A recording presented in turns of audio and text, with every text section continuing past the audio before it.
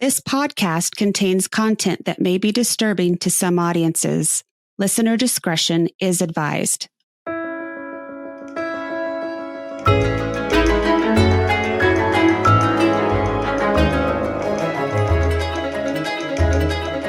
Welcome to the Death Becomes Us podcast. We are so excited to have you. Thanks for having me, guys. I appreciate it.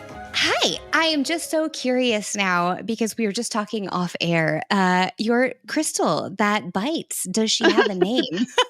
She doesn't have a name yet. Maybe I should do that this week. But no, she's just sassy. You know, anytime we've moved her, anyone who picks her up ends up getting cut. And so I'm always like, wrap her nicely. She doesn't like to be messed with.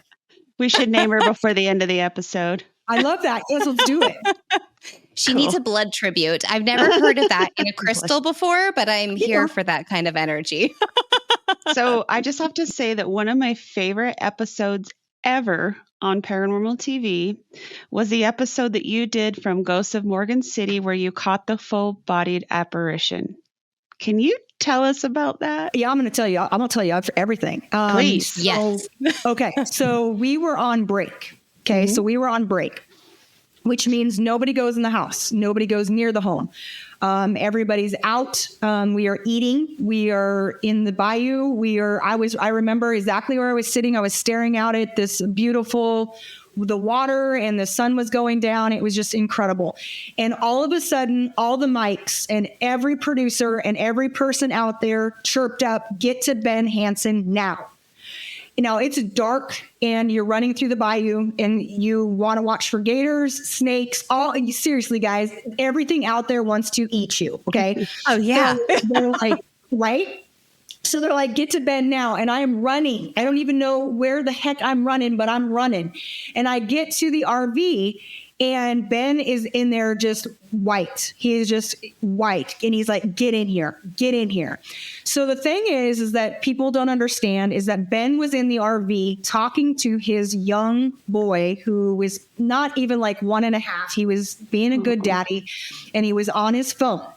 Now, the only way we caught this at the moment was Ben was in there and a train went by the RV. The RV started to sway, so Ben looked up and looked over at the monitor. When he looked at the monitor, that's when he caught it. Oh. Wow. So it's more than what they show on the, like there was a real deal. So we jump in the RV. All of us are crammed in. Every person you can think of is peering through the windows, and they play it back for us. And I just remember going, what the bleep? Like, what the flippin' bleep? Like, what is going on right now? And of course, they go, "Sarah, get in there." And I was like, wait, there's a whole RV of people that can go in there right now. What do you mean? Yeah, it was crazy. They needed you. That is wild. Give us some context for some viewers that may not have seen. What was it that you actually captured? So what I believe we caught was there is a spirit that was on the Idlewild plantation who was a nurse who worked as one of the nurses. There was a nurse there. She was left there to work and had, honest to God, no idea that she would ever leave the plantation because they didn't understand the disease. They didn't understand what was happening with the yellow fever. So they had seen something floating. One of the people on the property had said, "I saw this." And so we're like, "Oh, we'll take, okay." And yeah, we saw the same thing. The cameras picked up the same thing. And she has no feet. It's just the craziest thing. She's floating across the floor. She was caught on several cameras. And, Ben Hansen is, he's an amazing human. First of all, he's an incredible human. Anybody who knows Ben or has watched his work. And so we went back to try to debunk it. We went back and worked. There's a whole, you can watch it on YouTube. There's a whole nother thing that he did and went back. And we went back for hours. Walking the same, man, it was crazy. Like walking the same way, no, you got to get closer to the light, like doing the whole 9 to try to debunk this. And, we can't debunk it. Can I tell you 110% it is? No, because no one can tell you that it is 110, but nobody can. That's a bunch of bullshit. Scary bull. We curse here. It's okay. It's fine. Okay. I can't debunk it. Yeah, I can't debunk it. We can't. We went back. We tried. Well, and Ben Hansen is a former FBI investigator, right? Like he's done it all. I've seen most of his work, and he's pretty good at what he does. So I've seen a lot of paranormal TV, and I was like, what the fuck is that? Yeah. That was crazy. That was good. Good crazy. Yeah. And when they sent me in, so they send me in with this camera guy, and it's pitch black. Now, when I'm telling you, you're inside the internal walls of an. Because you tried to recreate it by walking by, right? Wasn't it you? Yeah. Okay. Yes. They wanted me to walk by and do the exact. I could not see, and I was terrified of breaking an antique. I was like, I can't see anything. Like you couldn't see. So if somebody was in there walking around, yeah, good luck. Because I couldn't see in front of me. They actually said the camera name, the guy that they sent in with me, they called him the wrong name. That's how dark it was in there. You couldn't see anything. Right.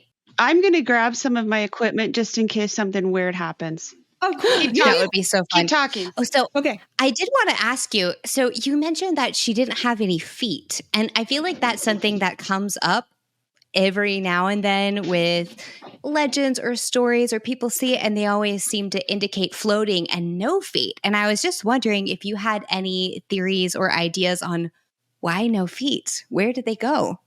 Well, personally, energy, the way I feel energy manifests. So this is my own personal opinion. I don't know everything or anything, but where the feet are on the ground, it seems to me like where you wouldn't want to waste energy, right? So it's like she's definitely using her energy to fill that space, but I didn't see feet. I don't know if she had fingers or not. I didn't pay attention. So it's kind of like that the external may not be as bright, or we might not see that light reflection as well. So she may have had feet. I just couldn't see them.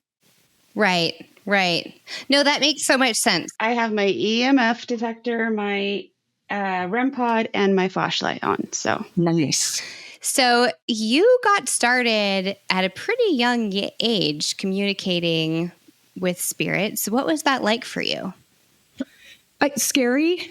Like I don't want to paint a different picture. Like, when you're young and you're seeing things, at first I thought everyone could see them. And then it was explained to me, no, people didn't see what I was seeing, weren't experiencing the same things I was experiencing. So after that, I was one of those kids that, held their breath, held the blanket up over their eyes and held their breath. I don't know why I thought if you hold your breath, they won't know you're there. I mean, I don't know where I came up with that, but I thought it would work. It didn't. Spoiler alert. Yeah. Here you are now. Hello. By the way, if you pick up on anything, let us know. And if that's anybody important. Aren't they all important? Maybe. Well, they are. You're right. On our investigation in Texas, Melissa and I did have a few things that we could not make sense of the first couple of nights. But as we went on, we were like, okay, let's test these theories. Let's go out there during the daytime. Let's get a good look and see if we can find an answer. And to me, that's just as important as the spiritual aspects. And it seems like you have very similar ways of operating. Absolutely. I completely agree with you. I'm a psychic medium, y'all. I'm going to go for the ghosts and the spirits, and I'm going to communicate. Yes.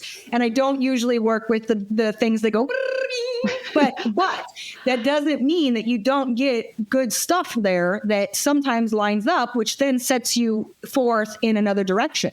So right. I think you're right. You got to debunk as you go. When you get the feeling and then the equipment goes off at the same time, that's pretty good evidence to me. Yes. Anyway. Yeah. Yeah. Do you like to use any equipment when you do these investigations? Is there anything that's your favorite? The REM pod. I don't know why. It's and a lot of people are like, Sarah, really? And it's like, yeah, dude, it lights up. It's like you start having a conversation. You can watch how far how much it's being manipulated. I like that. You can set it in, further away from you so that you can have conversation, and then also say, if you're over there, do this, so I like it. I do too. It's annoying, but I like it. Yeah, it can be loud. It works.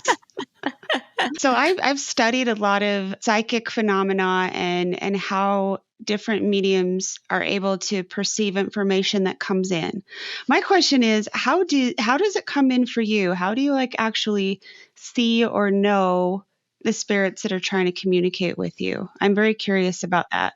So I'm a feeler. So Okay. for me, first and foremost, when energy comes in, I feel it. And I've just been able to do that since I can remember.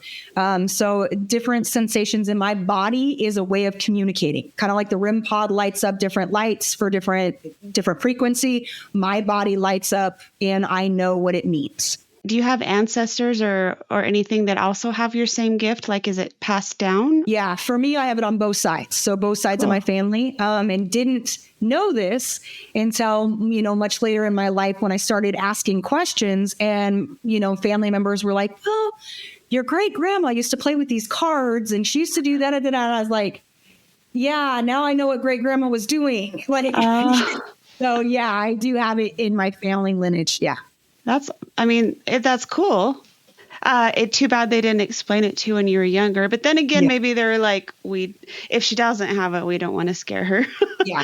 Did you have a mentor or anyone like that? Or did you kind of teach yourself how to feel? In the beginning, it was mostly how they died, right? So I feel like there was a progression. I feel like I feel like spirit was training me in a sense. So when it first happened, I would cough if someone had lung cancer. I would have a sensation of pain in my chest when it was a heart attack. If it was other ways of crossing, I would feel like the puncture wound. And I would know immediately that's how they crossed. Now it's more than that. I'll have beautiful sensations, heart opening, tingling, it's both sides now. It's like more of the connection, the beautiful connections too, that mean things so that I know what to say in that moment. Do you think that's just because you've been able to work with it more and you're able to like experiment more with your abilities? Yeah, I feel like the more you listen, the more you pay attention, the more you're told. So I feel like the more I actually fell into what was being shown to me, they were like, she's paying attention. Let's go. More information, more sensation, more. And Carly and I were, talking about this not too long ago, but we feel like everybody has some sort of ability. It's just the fact of being able to figure out how you receive the information and how you interpret it. Because I know you offer classes, and if you want to tell us about those classes, that would be fantastic. Yeah, I think it's so important. We are all gifted with that psychic intuition. We all have it. I think through the years, through media and other things, we've deadened those senses. I think we all have them. I think a lot of us are returning back to those senses to use them, especially when it comes to the paranormal and metaphysics.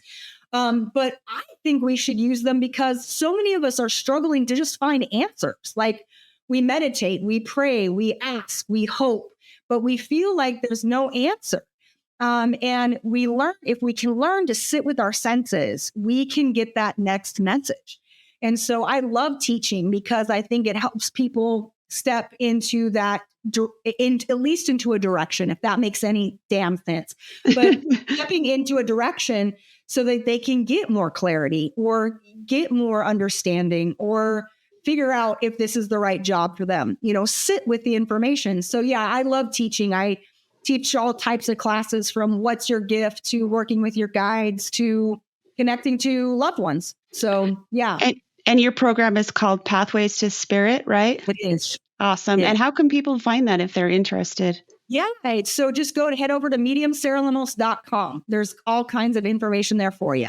Sweet. So the other thing that I'm really interested in is I did my thesis on near-death experiences. Okay. And I am really curious to know what you think about the afterlife and how consciousness continues to exist after we pass on. So, I was raised by my mom, partially, and she had a near-death experience. Oh, really? Yeah. And so she was really, as I got older and could understand, she could teach me through that experience. And so I would listen to her story, and I would listen to, what she experienced, what she saw, what she felt. And I felt as a little medium, a connection there. Like there was a true understanding. I don't know how to explain it. Sometimes it's hard to explain, to put into words. You're like, I don't know how to explain this. It just happens. It just exists. Yeah. And it's my understanding that when I was about a year and a half, I was in a swimming pool, and I flipped upside down and was under the water, and my brother had to give me mouth to mouth and bring me back. Oh, wow. So, that I don't remember anything that happened. But like I said, as I got older, my mom shared her experience. Like I said, it was like I understood it. It's like I didn't question it. It wasn't maybe she's full of it. It was like, no, that makes sense. And so for me, I am grateful for these stories because as a psychic medium, it's, what I'm saying is one thing, but these people are actually experiencing them when they're dying, when they are not breathing, their heart's not beating, and yet they can bring back these stories. So to me, it's very intriguing. Do you remember how old you were when that happened? My near death, about a year and a half. Oh, wow. What did your mom say about her experience? Can you remember that at all? Yeah, I'm just curious. She just talks about, how she was out of her body, that she could see below her. She could explain things, and also her pain in it, because I don't believe she felt heard. When she came to and expressed these things, it wasn't really respected. So I feel like there was a part of her that was kind of not shamed. But I do feel like she almost felt like she experienced it and they could give two shits. And I'm just going to say it how it is. And so, me listening, of course, now anytime someone has a story, I stop and I listen and I validate their experience. Yeah. I think that's important because so many people are like, I'm not going to tell anybody that. What if they think I'm crazy? Yep. But so many people have had an experience like that. It's like, I really wish people would share it more, but I understand why they don't. And also because a lot of times it's very personal and you don't want to. But I also think that within those stories we share, and that sharing allows it to be okay. Just like what we're doing in the paranormal and metaphysics right now, the more we share, the more you guys get out there, the more you share your stories, the more it's okay. And I think that is so important. Oh, I do too. I do too. And I live for those stories because then it helps validate all the other stories that I've heard and people that have told me their stories. I'm like, see, someone else had an experience just like you did. It's not all in your head. You're not crazy. Everything's fine. Everything's great. Yeah. Well, I think hearing those stories helps other people who have experienced something and are maybe afraid to speak up out of kind of like what your mother experienced, where she was judged or kind of shamed for talking about what happened to her. I think when other people hear a similar story, it gives them a sense of comfort because they think, I'm not the only one that's had this happen. So yeah, the more we can talk about our experiences, the more we can learn and grow because we don't know everything. And I really appreciated hearing you say that earlier too. That's something that I say all the time, like, I don't know. I don't have all the answers. But that's why we do what we do, right? We're trying to investigate the paranormal. We're doing research because we know these experiences happen. Mm-hmm. A lot of people have had them. Let's try and figure out why and how and who. Absolutely. Absolutely. Yeah. I want to talk about Ghost Town Terror. Okay. So one of my dreams has always been to either own a haunted location, like a historic haunted location. Okay. Or, I mean, when I first heard of this show, I was like, holy crap. Could you imagine owning an entire ghost town that's haunted? Oh, that's like my dream. Tell us what it was like working on that show. Honestly, during the day, there was a sense a different feeling, a different experience. And at night, it changed. And I know the spirit, trust me, guys, I do know that spirits are out during the day. Okay. So that's not where I'm going here. But we know what you're talking about. There is a sense. Yep. I don't know if it's just because it's dark. I don't know, but it would shift and it would get really active. And so, to me, it was, a story that kept unfolding, the different spirits there, the different energies that are there. The land has its own energy. The houses have their own energy, and the people have their own energy. So there was many, many layers here. So I know a lot of people think it's the location that's haunted. No, it's the person that's haunted. No, it's the land that's haunted. What are your thoughts on that? Yes. All of them. My thought is yes. All of the above. Yeah. So to me, I think that all of that was interactive. That all was happening. It was all colliding. And I think in certain areas, and we've heard of this many times, in certain areas, those energies are like a storm. You have so many different, you could say ley lines, you could say trauma to the area, you could say, shit, it got hit by lightning, whatever. But there's, like I said, there's so many different things going on, and definitely in that area, for sure. You did 2 seasons, correct? Yeah. And what are your thoughts on what actually was happening there? I know the mom had some trauma and some things going down in her life. And of course it's a ghost town, so there's got to be a lot of spiritual energy left behind. But what are your thoughts on that?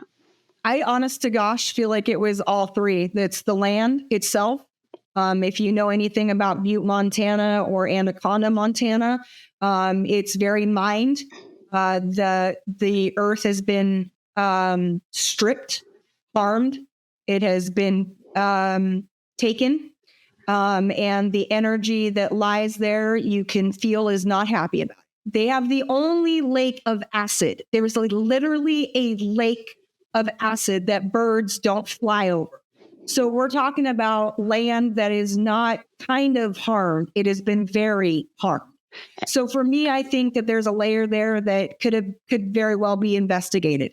I do feel that there are spirits on that property, multiple spirits on that property, and not all of them mischievous or scary or either. What? They're not all mischievous and scary? No. No. But I do think that there, there was an essence of that there. There was, you can't, just like every person is not sweet and kind and loving, you have assholes out there. So you're gonna run into that in the, when it comes to different energies too. And you said this was near Anaconda and Butte? Yeah, this is in Anaconda, and it's next to Butte, Montana. I've been to both areas on multiple occasions, and that there is definitely a sense of a strange energy in both places. Anaconda is like one of those cities where you're like, people actually live here? Like, nobody's out and about doing stuff. What's going on? Yep. Yeah. It's crazy. Did you feel any difference in your filming experience between season 1 and season 2? Was it like coming back for season 2 and the spirits were like, I remember you? Or was it basically kind of the same? It was interesting for me because for some reason it felt to me personally, I can't speak for anybody else, but there was something different. There was it felt like, yes, same kind of energies, but to me, there also felt like there had been some shift and change. And I don't know how much I can speak about this, but the sense that they do know you. So it's not just us getting to know them. Let's not be stupid here. They're also getting to know us. Yeah. And they know how we act. They know what we're doing. They know they're not dumb. And so it's like you're working with energies that are like, oh yeah, I remember you. That's how you lay it down. And it's like, damn, there's no getting one up on anybody here. So Yeah. Do you think that having different investigators come in made any difference in that too? Or maybe the spirits were like, I don't think that I like this. Did you feel like the spirits ever reacted poorly to any of the investigation techniques that were happening at any point in the show? I think that, one thing about having a group of people who clearly don't have the same opinion, we all come from a different background. We all come back, from a religious place. Let's be real.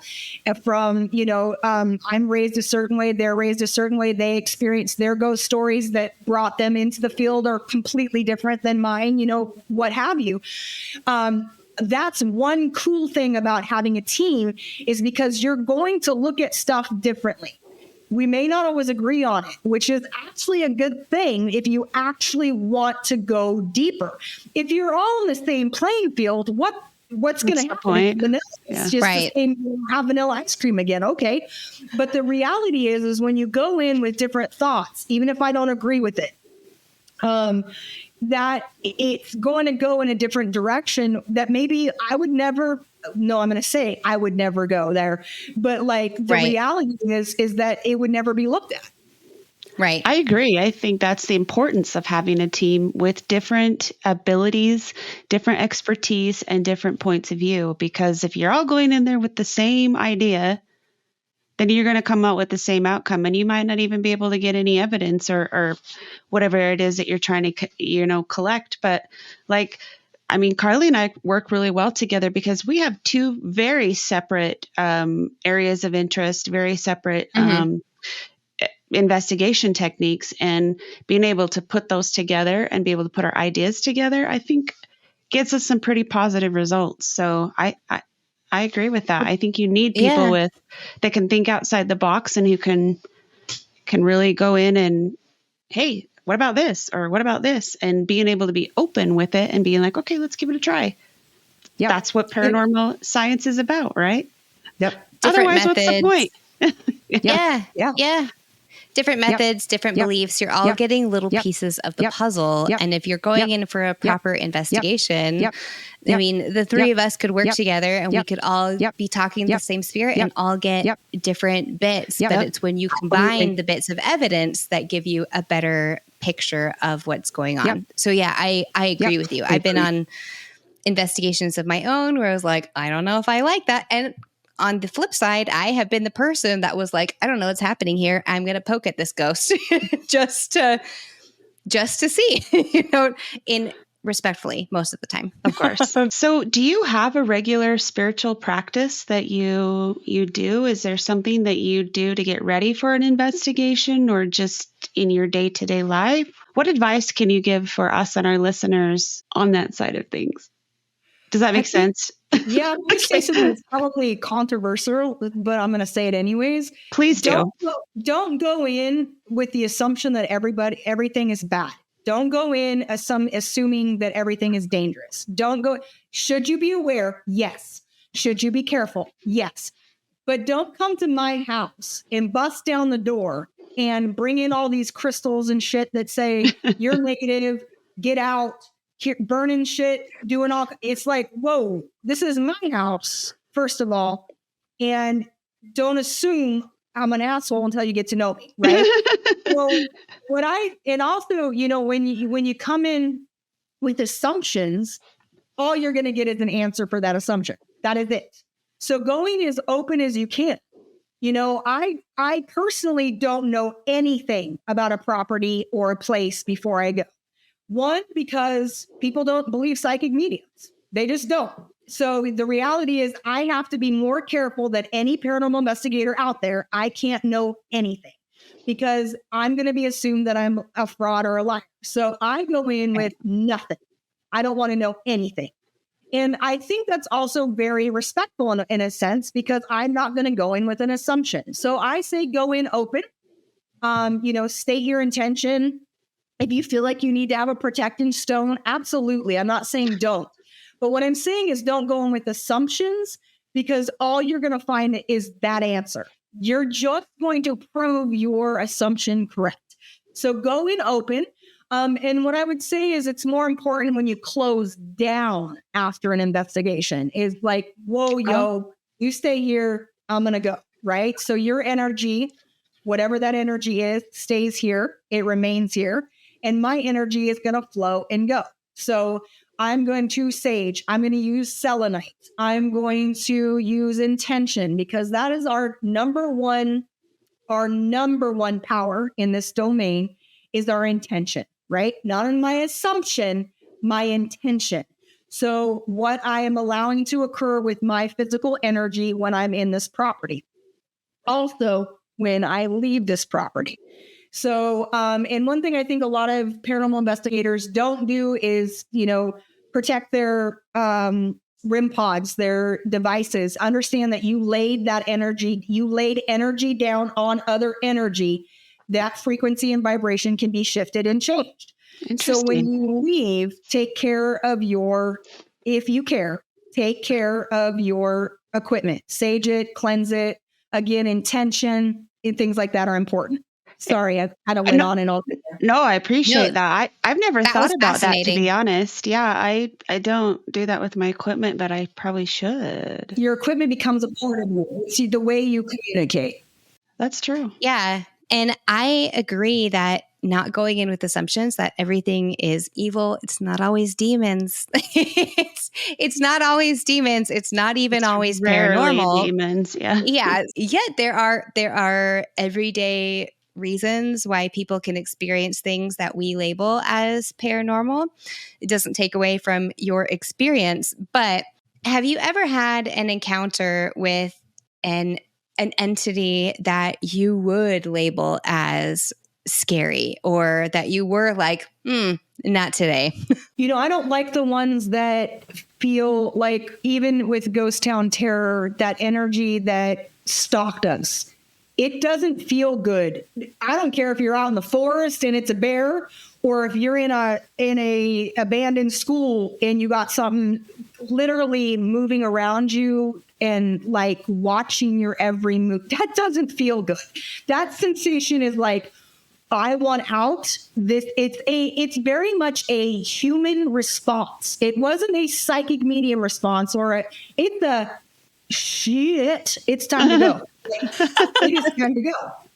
I've also had experiences, when I go to other people's homes, because I do, if they need help and things like that. And I've been to a property where before I even got to the apartment, this energy was hanging out the window, and it's like, it literally said, "You're looking for me."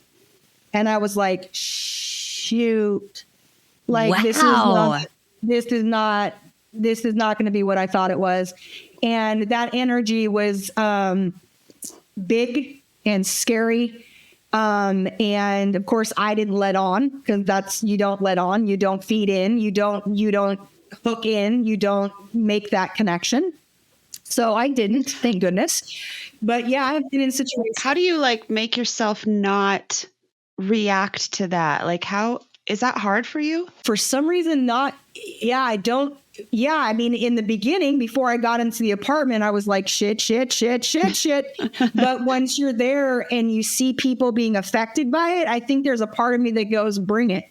Oh, okay. Like, we're not doing this. You're not harming these people. So there's a part, I think, when it was just little Sarah outside the apartment going, no. But when I saw the people that it was affecting, I was like, no, we're not doing this. You're not allowed to do this. You need to go. So your badassery kicks in at that point. You're like, I think so. It's the mom instinct. Right? That's what I was just going to say. Yeah. Mom power.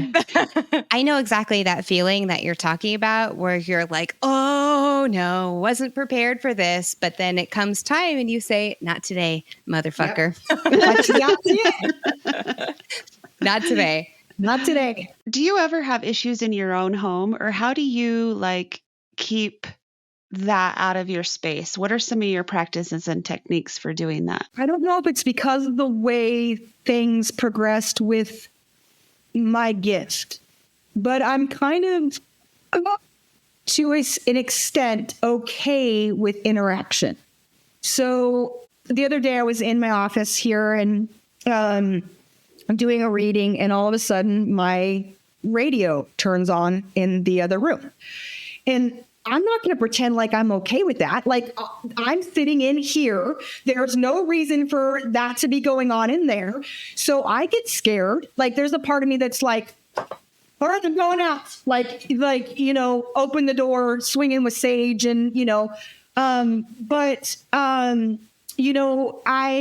think my intention's really clear every day. I sage. I do use things that calm Sarah, that make Sarah feel like, she's safe with these things. So, third person there, I don't know what the hell just happened. But, I feel like I have things that are near and dear to me that keep me safe. And I feel like I have an understanding that whatever I come up against, I'll take care of. So, but I still get scared. I still Sure. To say that I don't jump when a spirit comes into my room, like it's someone coming into my room. I wasn't ready. So, I'm not going to be like, I jump and I get startled. But on most part, I allow it. I'm with it. I actually have a sign in my kitchen that says, "Ghosts are welcome. Just don't bother me while I'm asleep." Yeah, I love that. You kind of have the same thing, Carly, right? Yeah, I do. Yeah, I also have an open door policy where I'm easiest to get to when I'm asleep. So if they come in at night, I sit up and I go, because like you said, it is scary. It's disconcerting when a new energy comes in your room. Yeah. My first thought is always a living human. Once I open my eyes, I'm like, okay, I'm alone here. You can fuck off. I'll talk to you tomorrow when I'm awake. Yes. We're good. But I really appreciated you specifically saying that you do get scared. More power to the mediums who don't get scared. But I hear that a lot, that I'm not afraid of spirits. I never get scared because we're all energy. We're all the same. But it's scary. It's scary when someone's popping up unexpectedly. Comes into your space that is unexpected. Come on. You can't be a little. I'm not saying you're like, oh no, what am I going to do? But it's frightening. Oh, I get spooked. Yeah. On our investigation in Texas, the most scared that I was after we wrapped filming. We were in a graveyard and we heard sounds that I thought could potentially be human. And I was like, what is that? But we're more scared of the humans than the spirits. Yeah. It's not that being afraid makes you less powerful or less of a medium, because you can feel that fear, step away from it, and then do the work that you're here to do. So I just wanted to say thank you for saying that, because Absolutely. I appreciate hearing that. I think too, we think about how we receive and perceive, right? Mm-hmm. So I'm a seer and a feeler.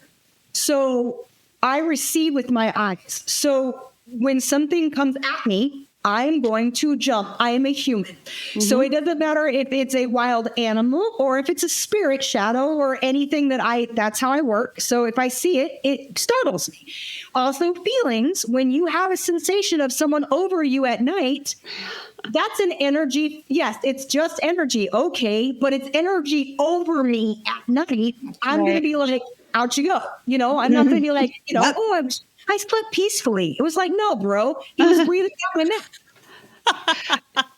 You mentioned using maybe crystals and incense, or what are some of your favorites that you like to use to keep your space protected? I love selenite, guys. I love me some selenite. Selenite is, one of the highest frequencies that there is. It's a cleanser, a remover. It's a protector. I love it. So I love using selenite. I like a lot of sage. I'm just a sage girl. There's a great information out of UCLA on sage. But I personally use it because I love the smell. I love the way it makes me feel. And again, with an intention of space cleansing, and smoke fills the space. You can see it, you can feel it.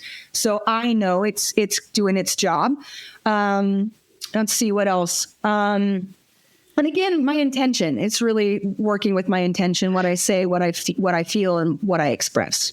So what I'm hearing you saying is find the things that make you feel good, that make you feel peace and calm. And it probably really doesn't matter what it is, as long as it's the intention behind it, right? Exactly.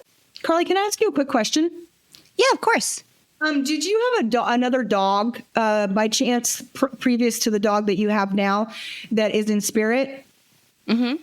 Yep, Okay. I did.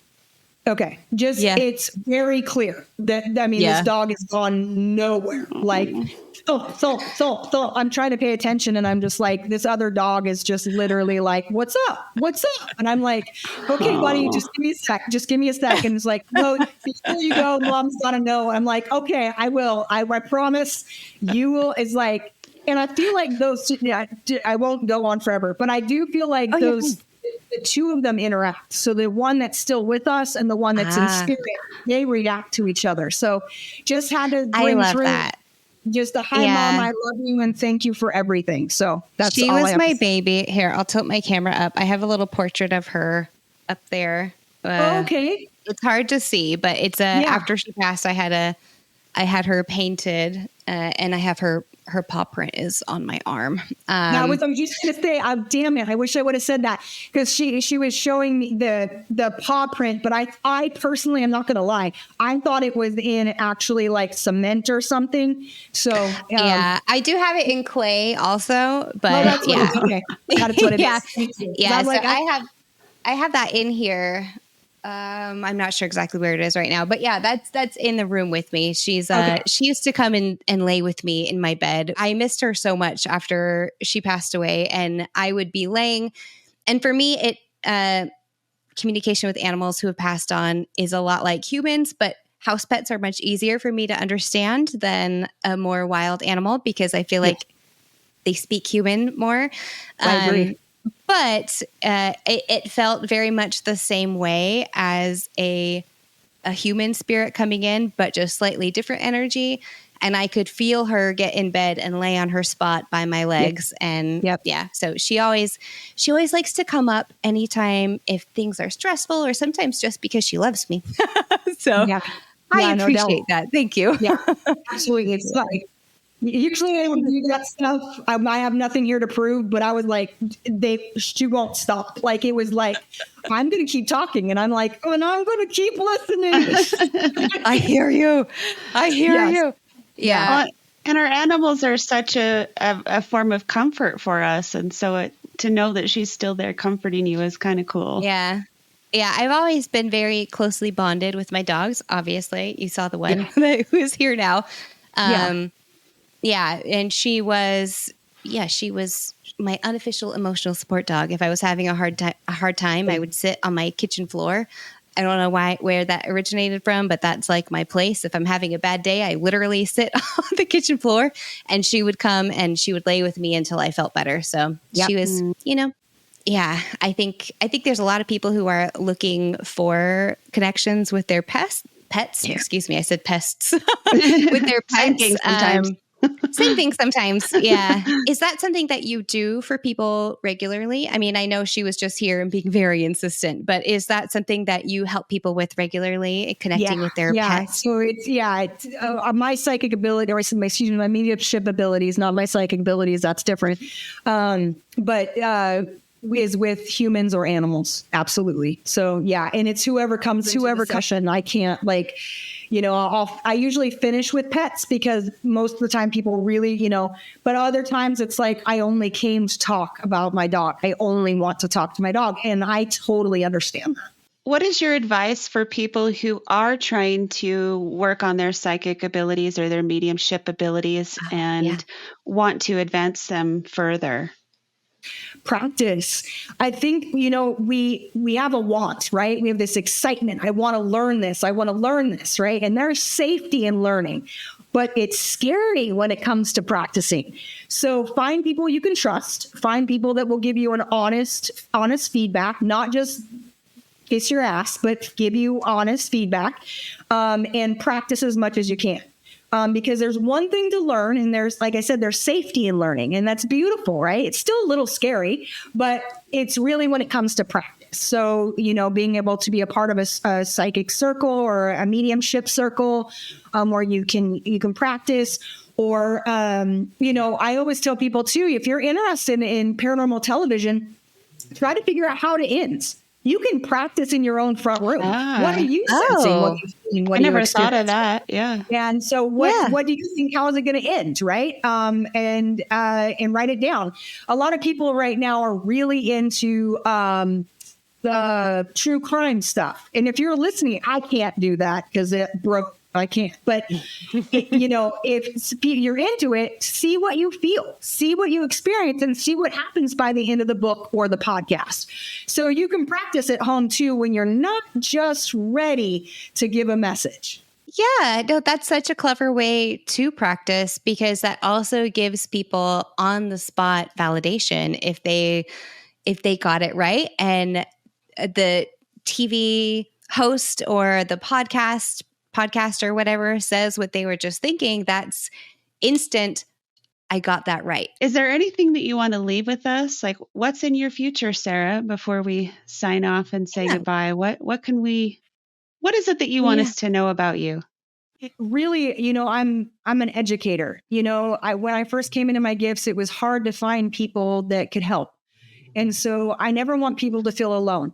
If you are yourself, listening to tonight, to whatever you're listening to this, and you say, I've got this burning sensation to learn and grow, or I want to be an investigator, listen to your heart, listen to that calling. There's a reason you're being called to it.